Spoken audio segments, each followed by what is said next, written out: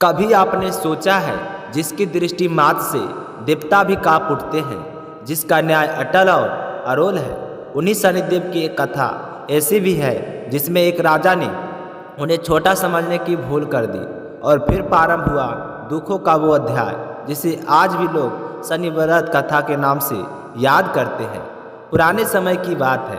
एक बार आकाश के 9 ग्रहों सूर्य, चंद्र, मंगल, बुध, बृहस्पति, शुक्र, शनि, राहु और केतु आपस में उलझ गए। बात था कि इसमें सबसे श्रेष्ठ कौन है।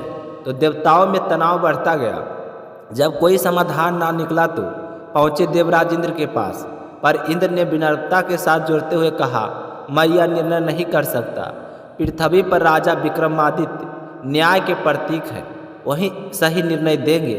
ग्रह जब राजा विक्रमादित्य के पास पहुँचे तो राजा को इस बात की गहरी चिंता हुई। अधिक किसी को छोटा ठहराया तो उसका क्रोध भयानक होगा। उन्होंने एक उपाय निकाला। 9 ग्रह प्रकार की धातुओं से सिंहासन बनवाए। सोना, चांदी, तांबा, पीतल, शीशा, जस्ता, कांसा और अबरक और लोहा। फिर उन्होंने 9 ग्रहों से कहा, आप अपने अपने स्थान पर बैठ जाएं। सबसे अंत में लोह सिंहासन आया और उसी पर बैठने की बारी आई शनिदेव की। अब वह सबसे नीचे मान गए। शनि की आंखों में आग थी।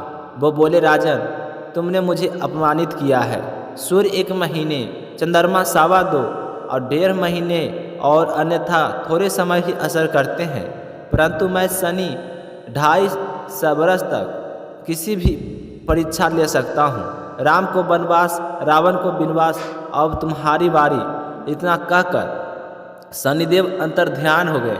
राजा को जब अपने निर्णय पर पछतावा होने लगा, कुछ ही समय बाद राजा पर साढ़े साथी आ गई। एक दिन एक घोड़े वाला व्यापारी आया, अद्भुत घोड़े लेकर। राजा ने उनसे एक उत्तम घोड़ा चुना और सवारी के लिए निकले, परंतु जैसे वह घोड़े पर बैठे, वह उन्हें लेकर जंगल में भाग गया और अदृश्य हो गया।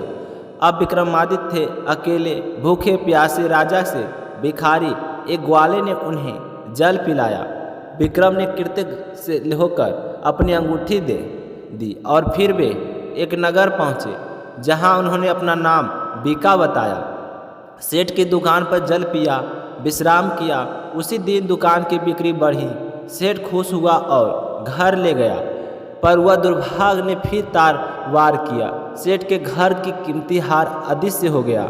संदेह बीका पर आया और राजा ने चोर मानकर पकड़ लिया गया। एक दिन वर्षा ऋतु आई। विक्रम ने बैठकर मल्हार गा रहा था। उसी समय नगर की राजकुमारी मनभावनी ने वह स्वर सुना और मोहित हो गई।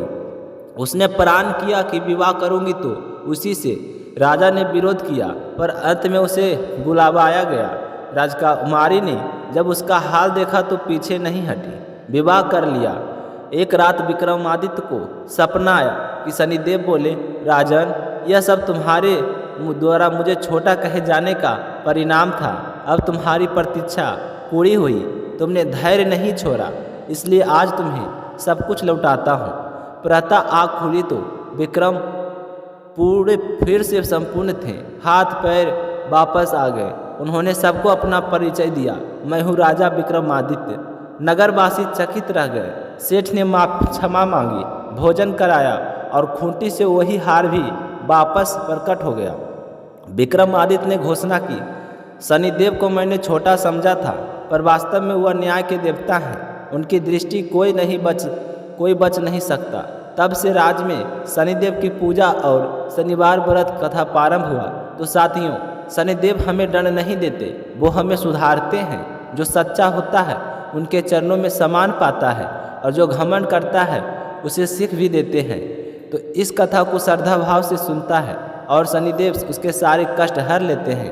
बोलिए संजय शनिदेव महाराज की जय, शनि संकट हरण देव की जय हो।